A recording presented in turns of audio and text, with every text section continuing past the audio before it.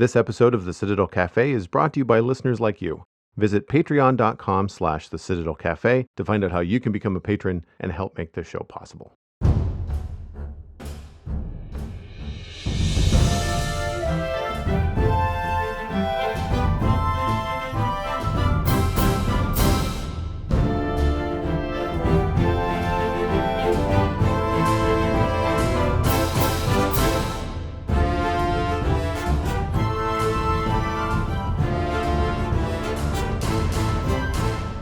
This is the Citadel Cafe, episode number 431 for Wednesday, February 8th, 2022. My name is Joel Duggan, and the Citadel Cafe is where my friends and I hang out to talk about the geeky stuff that we are into. Joining me this week, Lou Page is back. You can find him on Zombies Ate My Podcast with friend of the show, Ryan Murphy, and at Busy Zombie Lord on all the social media that matters. Hello, Lou. Howdy. I'm dead, Lou. You're dead. Or rather, I am death. Oh, yeah. I am become death. How does that line go? Anyway, I've discovered a fun little game that I'm hoping to get more time in that I want to talk to you about, because I thought it was, I found out that it is an indie developer. Acid Nerve has developed this game, Death's Door. It's been out for like 6 or 8 months, but it just came to Xbox Game Pass. And the splash art kind of caught my attention. I was looking for something chill. And it's published by Devolver Digital, which is a much larger publisher. So I was like, is this an indie game or is this like what? Devolver is a very interesting company. I recommend, if you want to get to know Devolver, look up their E3 videos because they're notorious. They hire actors to pretend to be the president of the company, and then they do these videos where they're presenting their new games, and she's beating the staff with whips, and she's murdering people that don't do what she says. And it's some crazy nonsense. They started out doing indie, and they've slowly become kind of like a large publisher, but they still try to pretend that they're an indie publisher. Right. So the developer, though, Acid Nerve, is definitely indie. They've got 2 or 3 titles. Most of them are pixel art games. There's currently one is for Apple. There's another one that looked like it was a Steam release, Titan something. Anyway, Death's Door is it's actually quite a lot of fun. I enjoy it quite a bit. You play a crow, so you're a little crow kind of cartoony character. And you are a Reaper of Souls. So think like Grim Reaper. You have to go collect souls, but you're not collecting souls from people. You're collecting souls from beings in this kind of imaginary world. And on your very first assignment, which is given to you in an office. So there's a dude with a calculator, and there's files. And so it's kind of like this office job. And the tongue in cheek joke is this, you better meet your quota. You gotta bring in the souls and keep this rat race going sort of deal. And if they said something like rat race, then they'd joke about I know we're crows, it's a rat, but just never mind. So the dialogue is really quirky and fun in that way. But as you go on your first assignment, your soul, which is it's just a boss fight, the first level, which I thought was really interesting and long.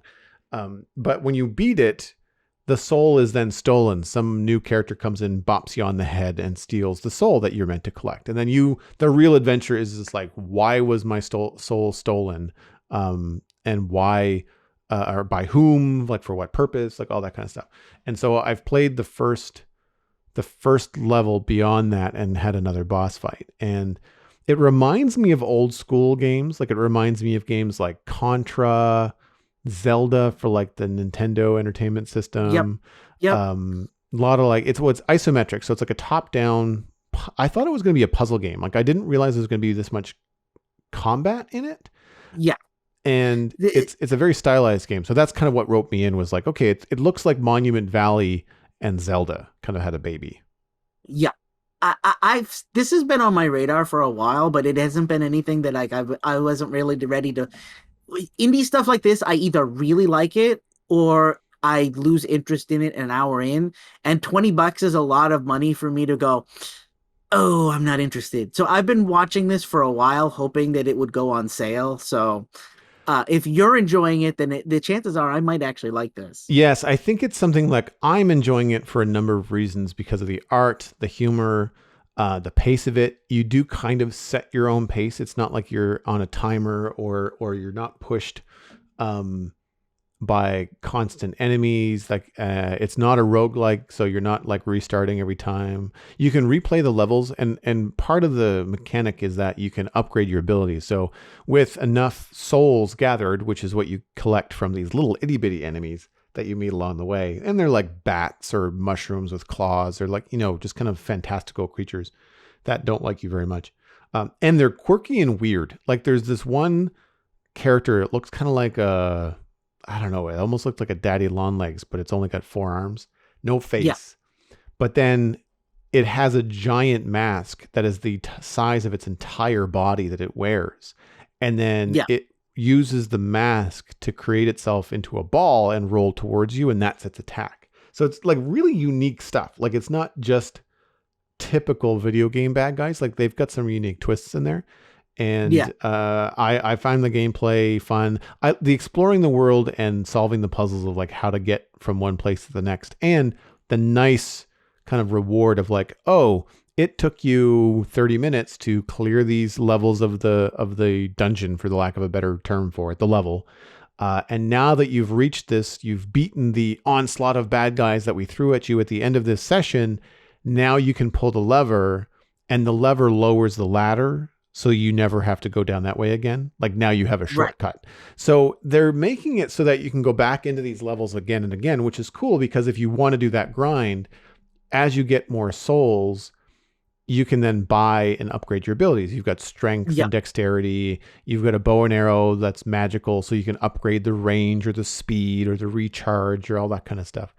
And you build up arrows by hitting enemies. So you don't have to worry about inventory, which is nice. Right. Apparently you can get different weapons. I've actually picked up an umbrella that I could use instead of my sword, and it's funny and cute and animated well, but it doesn't have the cool like lightsaber red kind of swoosh that my sword does. Yeah. And I don't think it does as much damage. There's a reason I'm not using it. But there are other like indications that you could end up with like a hammer or an axe, or there might be something that could be advantageous against other bad guys. Like if I start fighting tree bad guys, I'm going to try to find an axe, like that kind of stuff. Yeah. I wasn't expecting it to be that in depth with the combat. I was expecting more puzzle games. Like it does look like Monument Valley, so your brain kind of goes there. Yeah, that's what it's one of the reasons why I've hesitated on getting this, is it looked like besides boss fights, there wasn't going to be a lot of combat. It was going to be mostly puzzles. And that's usually where I check out. There's been a lot of, in the last 3 or 4 years, there's been a bunch of like wannabe Zeldas. And the kick of them is there's no more combat. It's just puzzle solving and adventure. And I find when I play something like that, I get like an hour or 2 in, and then the puzzles get really, really repetitive to the point where you realize what it is you have to do. And it's not that it's hard, it's just really repetitive and annoying. And I usually start checking out, because at that point, the story really isn't that interesting anymore. And so I'm like, oh yeah, but there's one game, and the premise is like you've been sent to this island by like the gods, and you're like supposed to help these villages like farm, and I was and scare away the bad guys, but you don't ever do any of it by fighting. It's by like building new walls to protect the city and stuff. And I thought it was going to be interesting, and then I realized everything was really the same, and it was really just grindy, and I went, oh, I don't like this. And so when I saw this, I was like, do I take the risk and spend the $20, or am I gonna go I can't say I would have bought this for $20. I would have maybe picked it up for 10 or 15 if it was on sale. Yep. That's kind of what I've been waiting on. But because it's part of Xbox Game Pass, I just play it. So that got me in the door a lot faster. It's one of those games where like I thought I'll just give this a go. I'll play for an hour before I go to bed. Well, 2 hours later, I was still playing, because it does have that I just want to see what's around the corner vibe once you kind of get into it. I did find the controls kind of hard to master. Some different mechanics and stuff, and the boss fights, I died a lot on the first boss fight, and they're long, like really long, and you've only got 4 hit points. At least at this point I only have 4 hit points, so like if you get hit, you're probably going to get a hit at least twice. So if you make a mistake early on and you have a couple of hits, you're like, oh damn it, now I have to do this entire fight and not all get hit over again. Well, or I've got another 10 minutes of this and I have to not get hit at all or I'm done. Yeah. And I did find that they weren't very good at communicating how long that boss fight was going to be. There's no health bar for the bosses. What happens is this red energy that you use to fight is in everything. And so as you hit stuff, it'll like crack red and then either explode or look damaged or look like it's dying. And it's quick with little bad guys, but with the big bad guys, they slowly get more and more and more cracked and dark and red. And it took me a while to realize over the time of this first boss fight that this plant thing that I was fighting was actually getting more and more and more red. And I thought, good Lord, like how many times do I have to go through this cycle? But it does take quite a while. But once you know that, you can expect that with other bosses. And I actually found that the first boss fight was shorter than the subsequent second boss fight. But the story does grab you after that initial tutorial level. You find out that there is an area, this realm that has been untouched by death. And so death's door in that area is locked. And you're helping this older crow who is like a mentor to you or is the one that stole your soul that you tried to collect enough souls to open death's door, because what's happening in this magical realm with no death is things are growing beyond their natural size, age, and it's becoming a magical problem. So you're going to try and close the door. And so your first mission is to go north. You can go in any direction you want, which I thought was kind of cool, but he suggests that you go north to the witch, because the witch is I can't remember what they're called. They're some sort of larger being, and they have a bigger soul, which means that it might have enough energy to unlock the door. So you basically have like a trifecta of bosses that you have to try to fight and kill. Yep. And obviously to get to the witch, you have to go through a bunch of levels and stuff like that. But in the process, you get to know more about the humor of the game. It's not for little kids because like there's some cartoon blood in it, which I wasn't expecting. And then you meet Pothead, which obviously has a fun kind of like double entendre joke to it. Yep. He's been cursed by the witch. His head is a pot of soup. So he's literally Pothead. But he'll sit there and he'll say like, look, my affliction, the silly curse keeps me from like really being that good at battle, but I know my way around here. So I can guide you through the maze if you can kill the bad guys. And it's not an escort mission, which is good. You just have to kind of return to him and get your next direction as to like how to navigate this place. And there's some interesting, cool game mechanics with your bow and arrow to unlock doors and all this kind of stuff. Anyway, throughout these conversations, he'll just kind of like stop and be like, soup, and just kind of like scoop out of his own head and kind of offer it to you. And the little crow's like, no, I'm good. Like it's just, it's really awkward and it's quite funny. It's quite good. So I would recommend it if you're into this kind of game. Like, what would you call this? Is it like an action RPG? Like what I would say it's an action RPG or a Zelda style game. Yeah, it's got that isometric top down kind of view to it. But I the character designs, everything about it has been fun. The only thing I find frustrating is you can collect large soul orbs, and they are the fastest way by far to get your upgrade. So an upgrade will cost 400, 600, 800 souls, and you get like 12 when you kill a bad guy, maybe 5 depending on how big the bad guy is. So the little minions are on the map. You've got to kill a lot before you can upgrade your stuff. But if you collect a soul, like a soul ball, it's like 300 souls in one go. Yeah. So you get way closer to your next upgrade. But they're often put in places that you can't reach. Yep, you have to solve a puzzle or have a new item that will help you get there. So that's the thing that bugs me, is that I go around and I waste a bunch of time trying to solve the puzzle when there is no puzzle to solve. It's probably that I don't have a weapon or I don't have an ability yet because I'm so early in the game. And I'd much rather them show me stuff that I can actually get. I'm okay if it's hard, but I want to know that I can get it, not I have to come back for it. Right. Yeah. And so I guess in a way it adds some replayability, because once I get a certain, like, let's say I get a grappling hook or something, which is probably what I would need to get these things. If I get that, then I say, okay, I can go back and I can replay the witch level and I can collect all those different soul balls that I couldn't reach before, which will allow me to then upgrade my powers and then, go into the last level stronger. I find it frustrating that those things are not communicated clearly. Right. Because you don't know exactly what you can and cannot touch in the game. There's some beautiful environment interactions. Like when you run over leaves, they kind of whip up behind you, you know? If you Yeah, run past some bushes, they'll kind of like, they'll shake as if you just kind of like dove through them. right. But then there's other things that totally look like you could touch them that you can't at all. They're just Yeah, set dressing. So it's not clear which is which. So that makes the puzzle stuff kind of frustrating. But that is a small, negative on what otherwise is a fun game so far. I haven't had time to jump back into it, but when I do, I'm sure I'll enjoy it. I've got a funny feeling that the end bosses are going to be really hard, and that I'll probably end up checking out because I don't enjoy games that are like crazy challenging, yeah, especially things like this where like you've got to run around the pattern.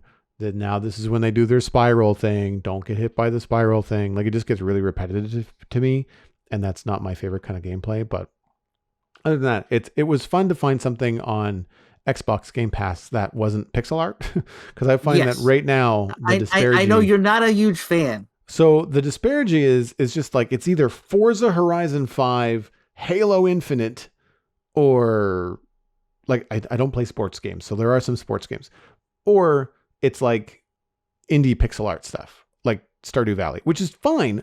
I'm sure it's a great game. I don't want to play it on my Xbox though. I'm at a Yep. point where my Xbox has got better graphics than my computer. Like I'll play Minecraft on my computer, I'll play Stardew Valley or whatever else on my computer, but I don't want to play like really, low poly indie games on the Xbox. Uh, the stylized version look of Death's Door is a choice, but the lighting in it is beautiful. Like it does look like and it feels like it uses the capabilities of the Xbox. So that part's nice. Can I tease something for the next time I'm on? Yeah, absolutely. I'm in the first batch of people to get a Steam Deck. They're supposed to start shipping February 25th. So I'm hoping I will have one in my hands by the time I'm on the show again. Cool. So uh, I, I'm very excited. So the test models have gone out to reviewers already, and they're under NDA, and it's looking like it's people are comparing it to all those other handheld computer devices that are out there, and the Steam Deck is crushing them all. Nice. And it's cheaper than all of them. So I'm very excited to get mine soon. Well, I wonder if a game like Death's Door would be like ideal for that kind of stuff. Like that might be It the. would be, but they're saying somebody just did a review because people were concerned about battery life. Oh yeah. And if you put this I forget what the game was they used. I think it might have been Devil May Cry 5, which is very, very graphic intensive. If you put it on ultra settings and max everything and turn off the frame rate limiter, it lasts 90 minutes. Oh wow. Um, but if you turn all that stuff back on and turn off ultra and lower it down to like higher mid settings, you get 6.5 hours out of it. Nice. So I'm like, it's gonna be likely plugged in the whole time I'm playing it anyway. So Yeah. I'm not really worried about battery life for the most part. But the fact that I know that I can play games and do stuff with it, and it's bigger than a Switch. It's about the size of the new Switch OLED or slightly bigger. I'm like, that's fine. That's my gripe with the Switches. I don't have big hands, but the Switch controller thing is too small for my Too hands. small. It's Yeah. designed. It's like it's designed for like little kids' hands, not my hands. And I have tiny hands. I am a tiny human, Yeah.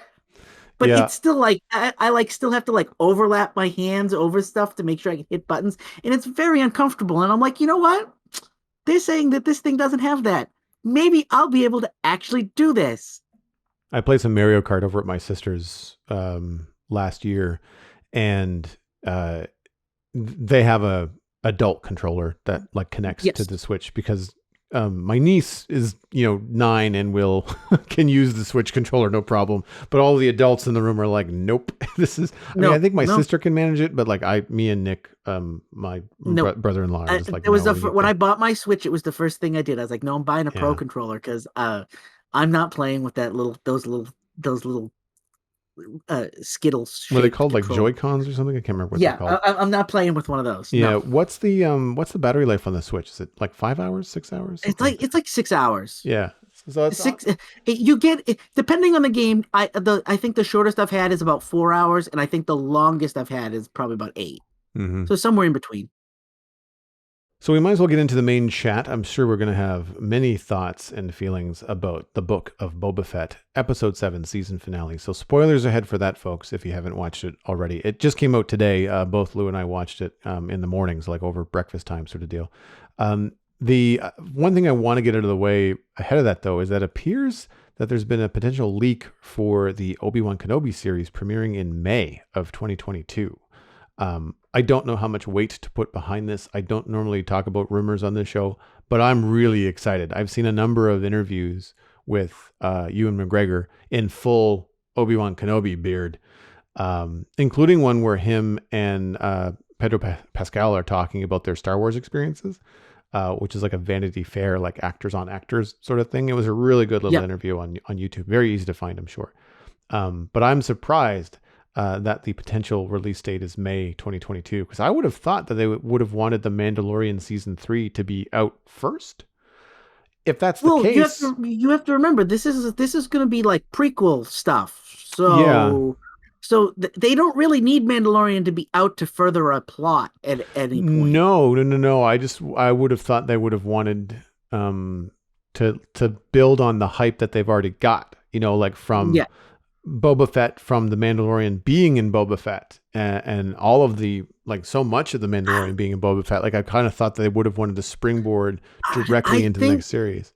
I think Disney is just in a mad rush to keep the interest in Star Wars after Rise of Skywalker. Yeah, and we'll get there's some definite nods to what they're gonna do in the season finale of Boba Fett as well. Some of which I hope they don't. Um, but yeah, I'm excited for May, if that's the case, and maybe it means the Mandalorian comes out between now and May, because I mean it's not like the Mandalorian is going to be 25 episodes, like it's going to be 6, 8. Like they're Yeah. usually shorter seasons. Boba Fett was only 7. But I mean, we'll see. We'll see how it goes. So spoilers ahead for the Book of Boba Fett episode 7, season finale. Hopefully you've watched it. If you haven't, go watch it. The internet is probably going to tell you to go watch it today anyway. If you're following these shows, Yes. people generally don't download podcasts or go on the internet when they're into these shows. They tend to watch them immediately. So yeah, like, just be forewarned. The finale for me was a mix of cool moments disjointed by character beats and stuff that felt forced or off, or you'd see one thing that was really, really cool, but then it wouldn't be thought through all the way. And you're just like, well, wait a minute, how did that work? Yeah. And so I feel like they definitely crammed a lot into the final episode. So it ends up on a win for me, but only because of how much they got into it. Yeah. Not necessarily because it was a good episode. It was because they tried their best to kind of tie some things off. I'm actually surprised, given pandemic delays, the amount of time that they had to write this, coming off of the success of The Mandalorian season 1 and 2, that because all 7 of these episodes are written by Jon Favreau, that there wasn't more of a through line for Boba Fett. Like, it really does feel disjointed for me as a season. But I will say that the episodes that I find don't sit the best are directed by Robert Rodriguez, which is episode 7, episode 1, and episode 3. Episode 3 was about where I started to check out. Yeah. I will say I agree with you. I like Robert Rodriguez as a director. I usually enjoy his work because of what it is. I don't think he's the best for Star Wars. No. Like there's something about his storytelling and the way he directs stuff.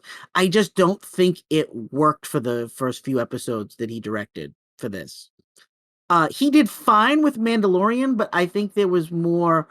I think they may have given him a little more creativity, and I don't think it worked with Book of Boba Fett. No, and I think that the Book of Boba Fett, and I said this last episode, to me smacks of like the wholesome Disney spoon stirring the pot a little bit too Yeah. much. Like they've the problem right now, and I don't want to start off by like hammering all the negatives, but the hardest thing going into this final episode was I don't care about Boba Fett.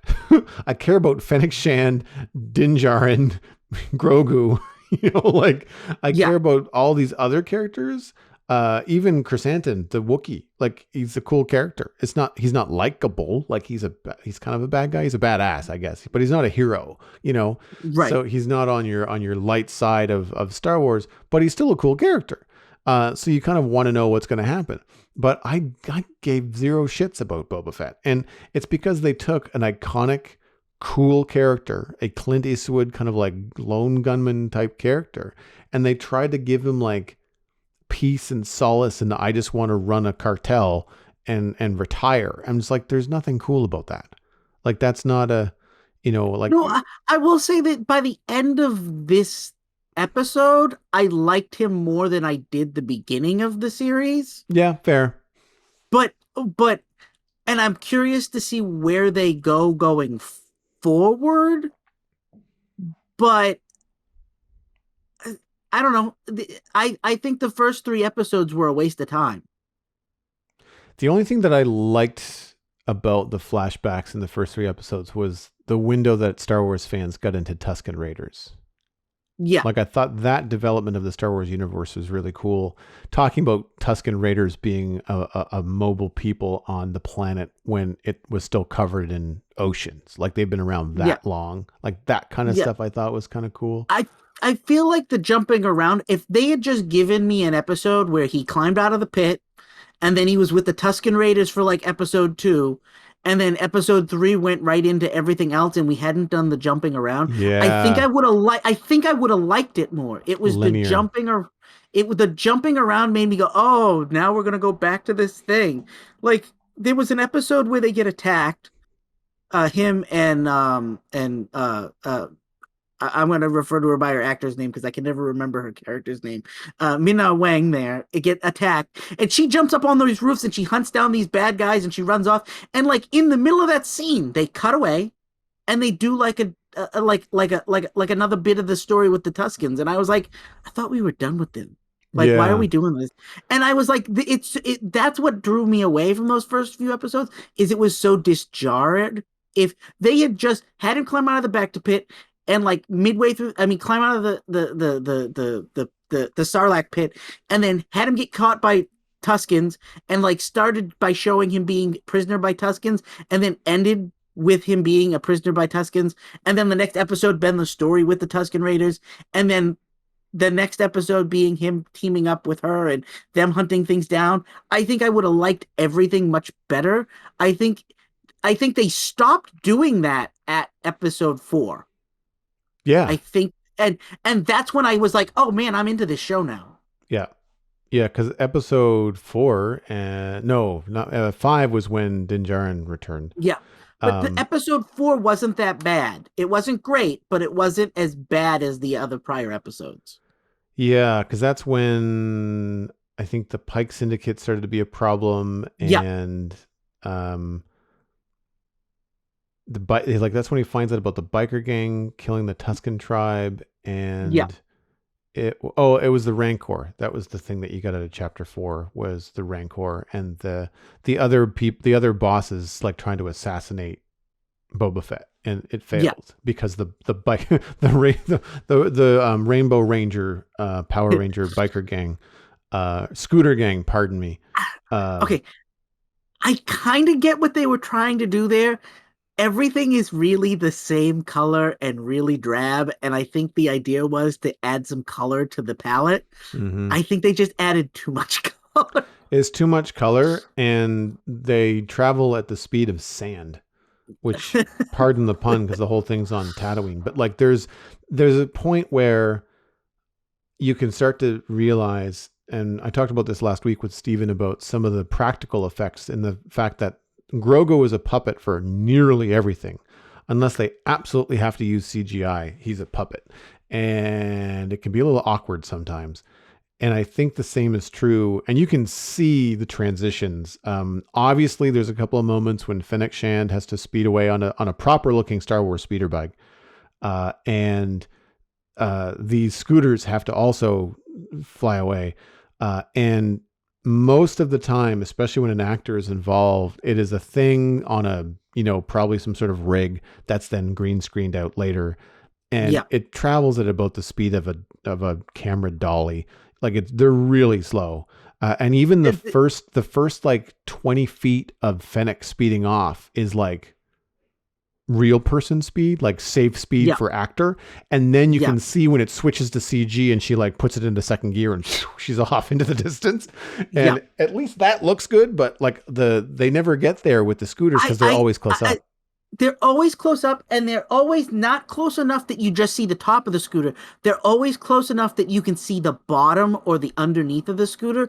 I feel like they could have cut those shots so that you're just seeing like the top of the thigh down. You don't need to see that it's a scooter. You know that it's a scooter. Yeah. And I feel like they could do things at a faster pace if they weren't trying to show off the fact that you can see underneath and that there's nothing underneath. Yeah, I And agree. and I'm like I can deal with the fact that they're bright colors. It's kind of jarring, but I can deal with it, whatever.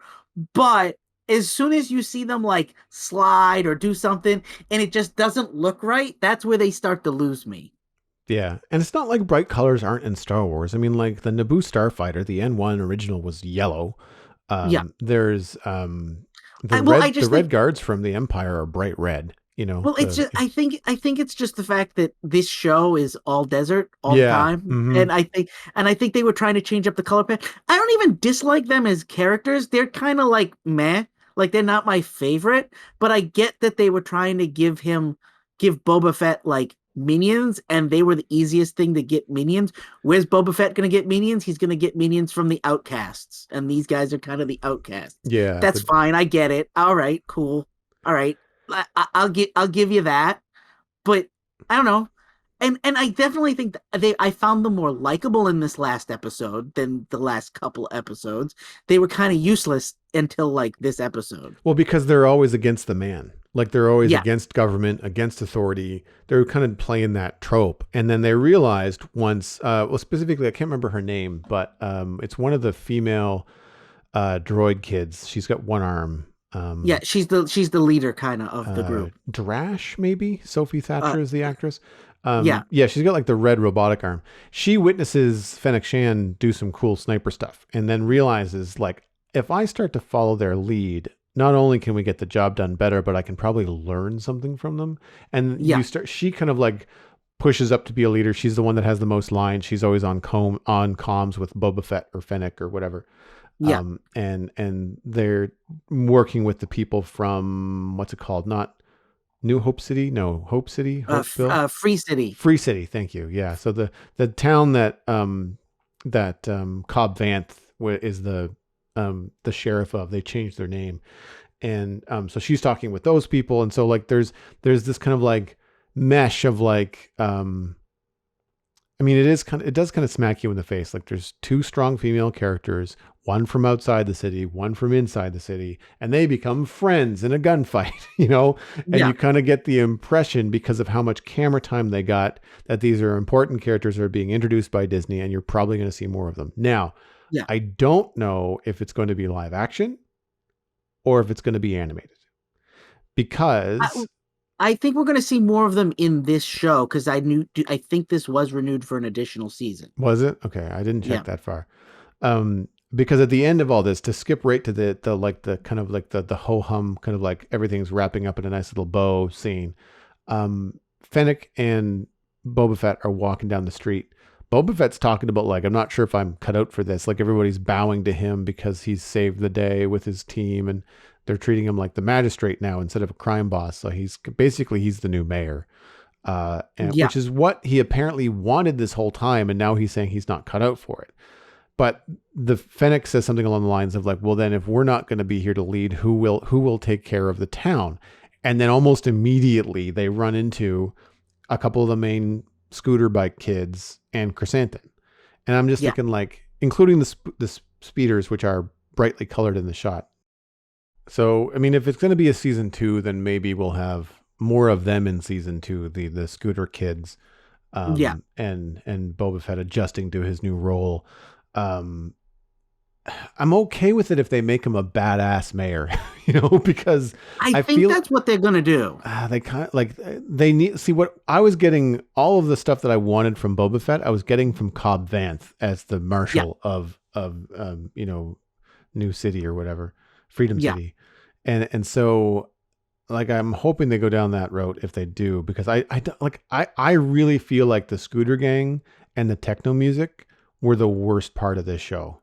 Like I can let a lot of other stuff slide, like some of the other like story beats and the jumping around in time and the slow start and all that kind of stuff. The weird wishy-washy like Boba Fett, they're trying to make him look badass, but it's really not working. Like all that kind of stuff I can sort of forgive because of all the other cool things that we got. But whenever there's techno music and these scooter kids that are all augmented droids or people with droid parts, it doesn't feel like Star Wars. It feels like cyberpunk. I heard somebody describe it as whenever they're on camera, it's not that they're bad characters or that they're not telling an interesting story, but the way they stand out feels like that was some executive being like, we got to get something for the kids. Yeah. We've got to have something for the kids. And instead of making them interesting of themselves, they made them interesting by making them a toy. Yeah. No, that's a fair point.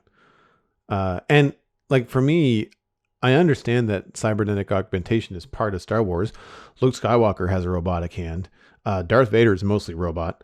There's lots of situations like that. But most of the time, it's not outward in appearance. Like Yeah. even Vader doesn't flash that he's got robotic limbs. Like he doesn't need to wear pants from the knees down because he's all robot. you know, Yeah. uh, But he but does. but he does, and I mean, part of that is probably hiding that and like, trying to keep that a mystery. Luke, same thing. He wears a glove, until the later, episodes or movies where he's got a robotic hand. But part of that, I'm sure, was just the effects back in the day. It was easier to Yeah. just have him wear a glove.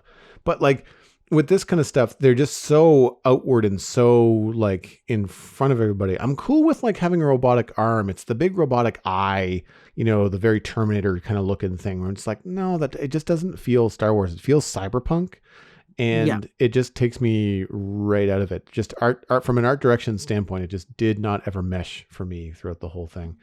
Um, but in terms of the highlights, what were your favorite parts of the final episode?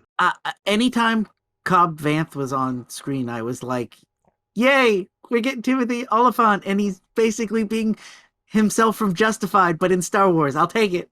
Yeah, Justified and Deadwood Yeah, are the yeah. two heavily referenced. I was really annoyed when they made it look like he was dead. I'm like, he's not dead. He's Oh not yeah. dead.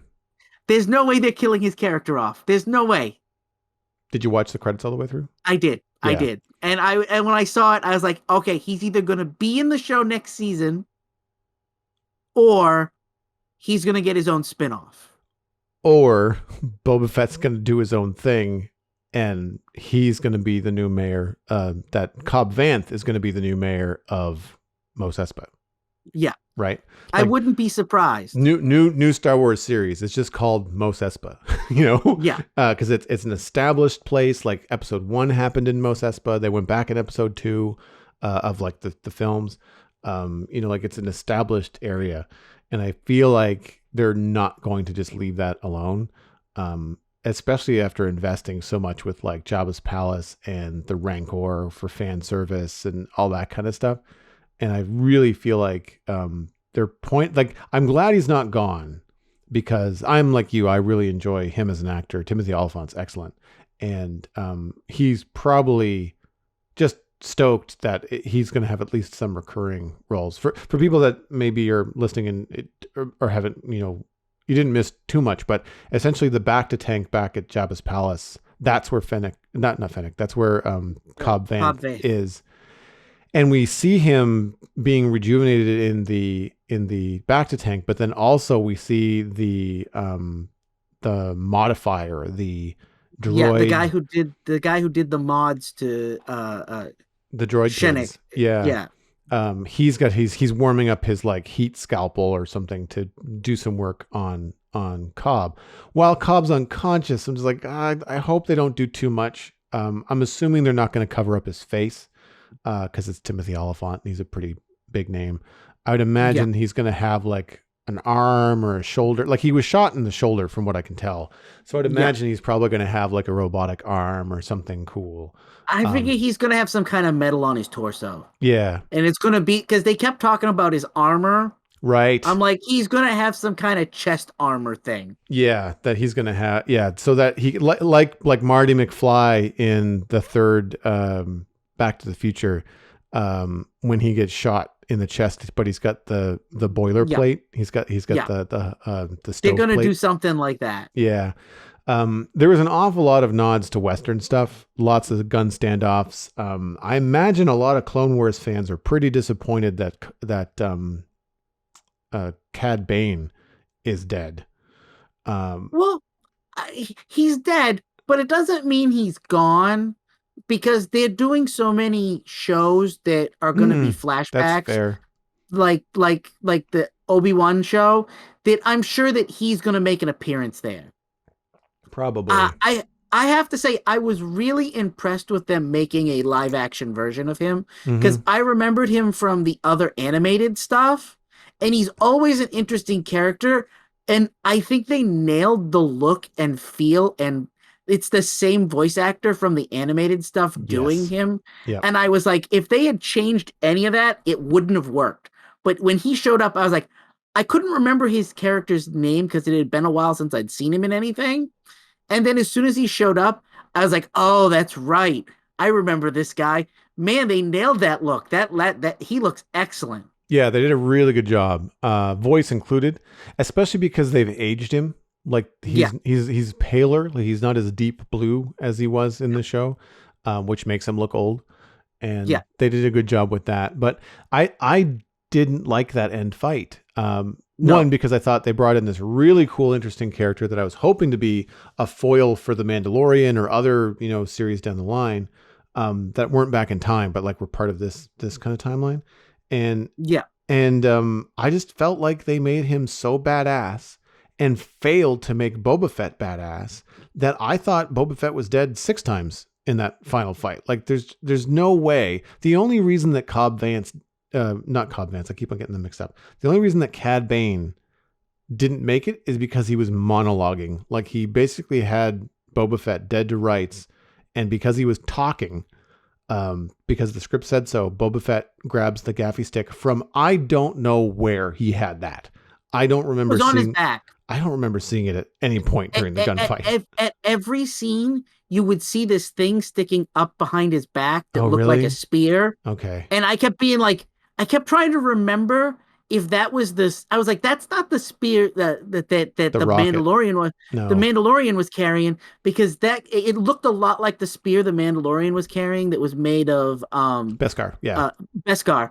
And I was like, that's not the Beskar spear. What is that? And then when he pulled it out and snagged him, I'm like, oh, that's right.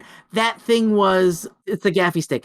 The other thing too was I don't know if you caught this, but I thought it was a continuing error, but it's not. He shoots that rocket at those droids and then leaves the Mando to fight them and says, I'll be back with help. And he comes back with the Rancor. When he comes back with the Rancor, the rocket on his backpack is back again. Oh. So maybe he got the gaffy stick when he went back for the Rancor. Yeah. That every scene after he comes back with the Rancor, he has that gaffy stick on his back. Okay. So maybe, yeah. I mean, if I wasn't watching that closely. I just didn't notice it until that point. And it's not a Yeah. small thing. I was like, where did that come from? But either way, like gaffy stick or no, I just thought it was. I mean, it was a dramatic end for Cad Bane, but I did really find it strange that because Cad Bane is so good and has him dead to rights so many times that it just like I kind of thought it was an overreach. I feel like what Disney's trying to do, or at least they're trying to do with this show, is they're trying to make Star Wars less kiddie and more not adult, but more mature themed. And the only way they were going to do that is if they actually killed off characters both good and bad. Right. And I think they had to pick somebody to die that was going to mean something, and I think Cad Bane was just the guy that drew the straw. Mm-hmm. They were like, how many more things can we do with this guy? Well, we can use him in all those animated stuff and flashback stuff because he is in the Bad Batch. Yes. Yeah. Uh, and I was like, and then they're doing the Obi-Wan show. I'm like, they can include him in that because it's a flashback thing. So it's not like we're not going to probably see him again. It's just a matter of he just won't be in any of the future stuff. I'm glad you brought up the Bad Batch because they've really missed an opportunity in the Book of Boba Fett, because in the Bad Batch, when Cad Bane kidnaps the clone, and the Bad Batch go to get her, Cad Bane ends up in a fist fight that goes on for several minutes with Fennec Shand. Yeah. And they never allude or even have a moment in the Book of Boba Fett to let you know that Fennec Shand knows who Cad Bane is. Like, there's not even Cad Bane's here, we should be really focused because he's a force to be reckoned with. I think that was writing. I think I think Bad Batch hadn't been written yet, and they didn't know when those things were going to air, so they didn't want to allude to the they didn't want to make a mistake. Oh, I don't know. So animation takes a long time to make. That stuff was probably written a long time ago. Yeah, but they might not have known whether or not it was going to air first or not. I guess, yeah, that's probably fair. Or what timeline it is. Yeah. Because, yeah, I guess I'd have to look. No, because they're clone troopers, so that would have happened a long time ago. Yeah. Long time ago. If you notice, they never share a camera at the same time. So she only hears Cad Bane's name.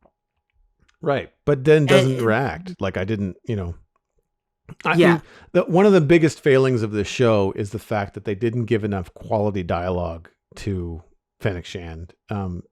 She gets to do "this is the plan" kind of speech when they're stuck in the Oasis ruins, like the destroyed nightclub. She gives this is what we have to do. We have to disperse our people and have them keep watch. And she goes, the Gamorreans will be here. And she's basically explaining to the viewers like what Boba Fett has set up, or what they've set up as a net for the Pike Syndicate, which is the same sort of speech you get from like Princess Leia, or I can't remember the guy's name in Empire Strikes Back, but they're always in front of a hologram explaining this is the final battle and this is what we're going to do. And so she gets to do that. There was no hologram, which would have been nice, but although she got to do that a little bit the previous episode as well. They were looking at a layout of Mos Espa at Jabba's palace. So I wish they had given a little bit more to her. There was more leadership from her, which was good in episode 7. And definitely some people that specifically Drash rather. These names, man, it's so hard to keep them straight. But they all look up to her, obviously, because she's able to get stuff done. But yeah, like I feel like that would be one of the shortcomings for her character. I wish there was more interaction with Cad Bane. But either way, I'm sad that Cad Bane is dead. I thought he was a pretty interesting bad guy. I like the slow talking Western vibes that you got from him and everybody. There are a couple characters they can nail that with. Cobb Vanth, one of them. Din Djarin is one of them. And Cad Bane is the one where they've really nailed like the lone gunman kind of swagger that they're going for, which I think is cool. And as Westerns go, like, and as Star Wars being a space Western, I thought overall Book of Boba Fett was pretty good in that way. My biggest takeaway from this is that the first few episodes I didn't know if I was going to keep watching. And then about episode 4 forward, they kind of started to suck me in, and it left me going like, well, I think they could do something interesting with season 2. That was kind of my takeaway was they've added a bunch of new characters. They've added up a bunch of things. They've had Mando make his cameo so that they could tie some stuff together, make it a complete universe. I'm kind of curious to see where they go with the season 2. Yeah, see, I find that as much as I like the fact that Mando was in it, as soon as Mando's in it, I'm watching it for Mando. Yep. Oh no, Erica didn't watch the first few episodes with me because she saw them in the background while she was like doing dishes or cooking, and she was like, "This is boring." Yeah. And then as soon as Mando showed up, she was like, "Ooh, what's this?" And it Mm. was like, and I was like, "Yeah, that's kind of what the show should have started with Mando making his cameo, and then it would have been better." Yeah, and I think too that even just the last 3 episodes, it could have been Boba Fett cameoing in season 3 Yeah, of Mandalorian. I still don't think that Boba Fett necessarily needed his entire series. yeah, And I'm not entirely convinced that Tamara Morrison enjoyed it. Like I don't get the vibes like that. Even if when I've seen interviews with him, like it doesn't like it doesn't seem like it was fun, and I feel like that comes across on screen. Um, hmm and I whereas other people that have been interviewed about like Mandalorian and other shows, like there just seems to be so much reverence and joy around it that it you can feel it when you watch the different directors tackle things. yeah, I mean, fan service wise, there was some fun highlights. Getting to see a Rancor in live action do its thing was pretty cool, even with the obvious nod to King Kong near yeah, the end. yeah. Um, That actually kind of bothered me. yeah, well, because it's not even that subtle. Yeah, And really in the show art, like in the concept art that they showed at the end of the show, um, he's not holding Din Djarin, he's holding the Twi'lek, he's holding Garsa Whip, yeah, right? And you're just kind of like, that's straight up King Kong, right? yeah, So they obviously dialed it back. I didn't like the repetitive gag of him trying to bite Din Djarin's head off, and yeah, him not being able to bite through the helmet. It's like that. It just I don't know. I feel like Din Djarin is savvy enough to be able to do the whole flamethrower thing the first time. So there were right. some things, and this is what I was trying to get at the very beginning of this discussion was like, they have these cool moments with like, whoa, Boba Fett riding a Rancor. That's badass. Didn't we just see the Rancor be like a third this size, like last episode? Like Yeah, there was no way to discern how long it's been or how the Rancor got that big.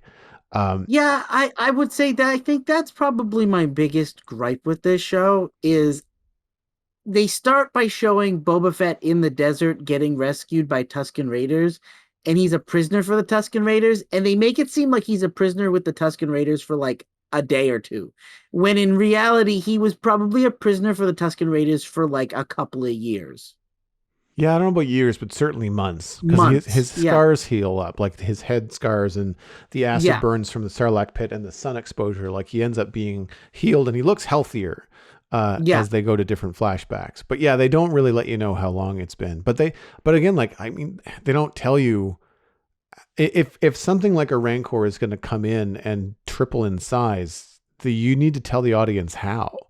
You yeah, know, they tell them like they give you the information like how is he even controlling it, and that information is given to you because they say, hey, he's going to imprint very heavily on the very first person that he sees. So you have to be the one to take these blinders off because then the Rancor is going to be your friend and your protector for its entire life.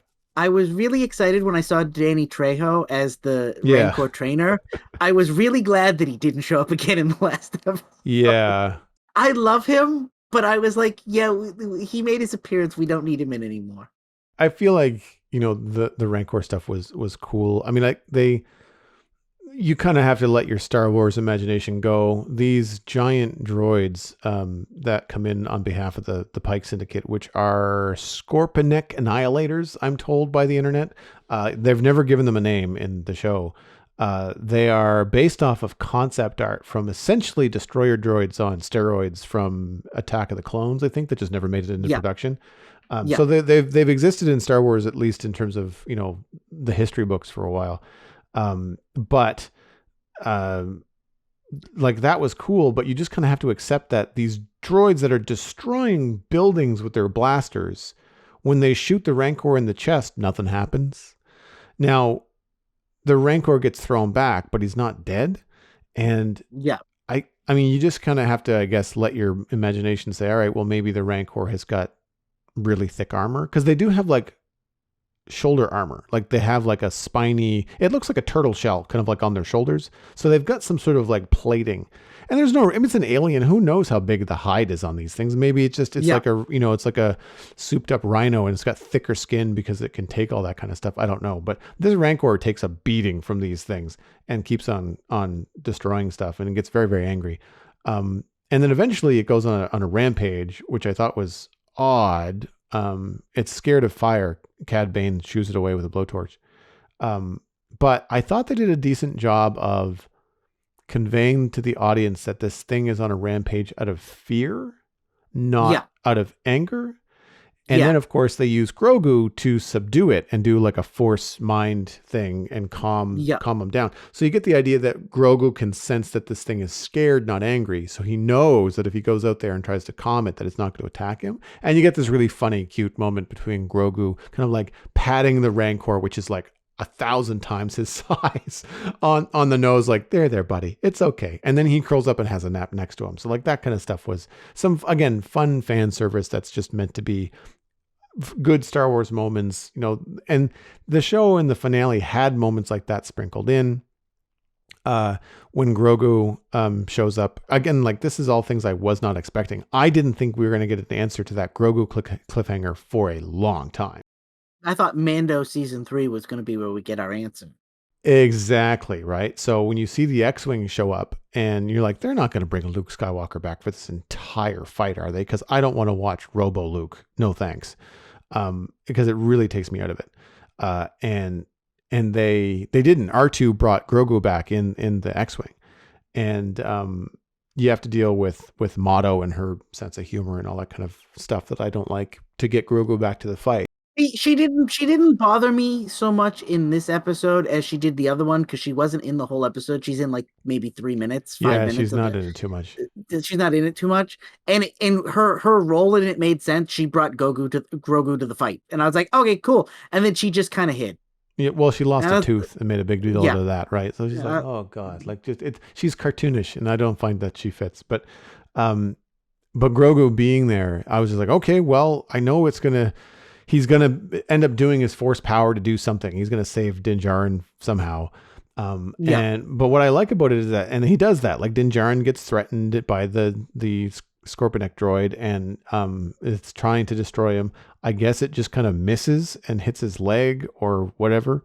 It feels strange that it was going at his leg, not his chest. But what I like so much about it is that he was trying to do the same thing that he was learning with Luke, where he was trying to get the ball, like he's trying to he's trying to control the thing and bring it to him. And because he was having trouble with the frogs. And so Grogu focuses on, I want the thing. And of course, Grogu always wants like the shiny little ball stuff. Mando has a little piece of the Razor Crest with him. But he takes it's the same idea. It's the same thing. He grabs like the ball joint ish out of the knee of the Scorpionic droid and he removes it with the Force, but it's so big that it knocks him over. But he squeals with delight, not ouch. Like it's just like, yes, I did it, but I've got bowled over by the size of the thing. Like it was a fun moment. So he's successful and cute and does all the things. So like moments like that are fantastic in the finale, but you're also like, that was amazing. And then you take a minute to think about it and it's got nothing to do with Boba Fett. Like this is just sneak peeks of Mandalorian season 3 that everybody wants so badly. Right. So, I really enjoyed all that kind of stuff. If you're a Deadwood fan, then you probably appreciated the Rancor sticking its thumb through the eye of the droid. If you know, you know, and stuff like that. Like there were some moments like that I think that they were doing some heavy fan service. We also did finally get to see Fennec Shand show her skills at the very end by wiping out the last of the Pike Syndicate and the mayor of Mos Espa in their headquarters. The problem is like she set off to do that as this is what we should do to win this fight so that more people don't keep coming, right? Yeah. But they've already won back at Mos Espa before she kills all the leaders. So taking the head off the snake doesn't matter because Boba Fett, the Rancor, and Din Djarin have already dismantled the body of the snake. Like it felt strange. She should have been able to do that, or they should have shown that mid-episode, I think. And again, Yeah. it's one of those things where it's a very cool Fennec Shand moment. And you're like, that's awesome. Why is it happening now? So there's always something in your mind with these cool moments in the show that like, that was wicked, but wait, that doesn't make sense. You know, like, so you always have this little nag in the back there. And I don't know why that is. Like I can't seem to put my finger on it, but anyway, it all seems to be overall an enjoyable show. Like I'm not upset that I watched it. I don't feel like my childhood has been destroyed, you know, by the show. It's just, I think one of the challenges that they had was coming off of season 2 of Mandalorian, everybody just losing their mind about how good that show is. You've got some big shoes to fill, or a big helmet to fill, I guess. Yeah. On Boba Fett, and they did okay, but I'm more interested in most of the other characters in the show except for Boba Fett. Yeah. I think that's the big takeaway from just about everybody. Moving on into the Internet Minute, if you enjoy the show, the Citadel Cafe is brought to you by people just like you. The Citadel Cafe is 100% listener supported. If you get value out of the show, please consider putting a little bit of value back in. You can become a member at patreon.com/the Citadel Cafe. Joining at any level will get you access to the member-only Discord server, and depending on your level of support, you also get access to bonus episodes. Patron count is at 25. That's up 2 from the last time we recorded, if I am not mistaken. Our goal each month is to have at least one more patron than the month before. We've met it, but there's always room for more. If you'd like to be patron number 26, visit patreon.com/the Citadel Cafe. I've got a quick follow-up from last week about the Lego helmets for Luke Skywalker and the Mandalorian that we talked about. They will both retail for $79.99 Canadian each, which is well above the range of $50 to $70 that we saw for the existing helmets. Woof. That Mandalorian helmet is not worth $80. It's iconic, but it's not a very exciting looking build. I do really like the Luke Skywalker Rogue 5 helmet. I really would like to have it, but $80, like that to me is outside the realm of reasonable for a build that size. Yeah. My main pick this week is both Lego and Star Wars centric. If you're detecting a theme the last couple of weeks, you're not alone. Lego Star Wars The Skywalker Saga has a release date. That is April 5th, 2022. The game has been delayed a couple times with pandemic restrictions and stuff like that.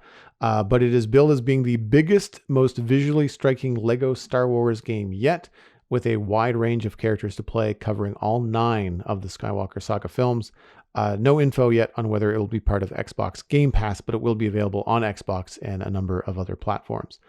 So I watched the trailer for this, and it looks pretty fun. I mean, it's Lego Star Wars. I've always liked those games. My only concern is like the scope of the 9 films that they're covering could end up being like, if you had done one film and done it very well, it could be really, really good. But doing all 9 films in the saga, I don't know how thin it's going to feel as you play. Yeah. But I don't know that if it's been in development for a while. Lego games are usually pretty good. And there's also a bunch of humor to them. Like there's a moment in the trailer where Luke Skywalker, as like a Lego figure, says to Ben Kenobi, "How did my father die?" And Ben, not looking at him, kind of goes, "Yee." like, Yeah. "Oh, that was me." Like it's really funny. There's some pretty awkward moments and some funny bits in it. So like, I'm expecting more Star Wars humor than I am some serious storytelling. So that should be fun. But it does look really cool. Some of the graphics that they've shown. There's a full 6-minute trailer out for gameplay, but I decided not to watch that in case it's just a bunch of, it's like comedy movies where they show you all the funny bits in the trailer. I don't want all the gameplay footage to be like, oh, here's the cool reveal, from the game. But either way, coming out this April, the Lego Star Wars Skywalker Saga. That wraps up this episode of the Citadel Cafe. You can get more information about the show and links to some of the things that we talked about at thecitadelcafe.com. Music for the show was composed by Kevin MacLeod. You can email us at thecitadelcafe@gmail.com or find the show by name on Twitter. Subscribe for free on iTunes, Google Podcasts, Stitcher, Spotify, even YouTube. And of course, word of mouth is the easiest way to support the show. Just tell friends about the Citadel Cafe and where they can go to listen to it. My name is Joel Duggan. You can find everything I am doing online, including my illustration and design portfolio at joelduggan.com. Check out my other podcast all about Minecraft at thespawnchunks.com. And of course, follow me on Joel Duggan on social media and Joel Duggan on Twitch, where every Friday I've been playing modded Minecraft in all of Fabric 5. And on the weekends, working hard on the Citadel, building a medieval town in Minecraft and having a blast doing it. Lou, where can people find you online? Easiest place to find me is under all the social media under Busy Zombie Lord. And you can check out my show, Zombies Ate My Podcast, where last week we got into the deep debate about whether or not Night of the Comet is a zombie movie or not. And no, we didn't answer the question. You've been listening to the Citadel Cafe, where we are fast, easy, and cheap, but you can only pick two.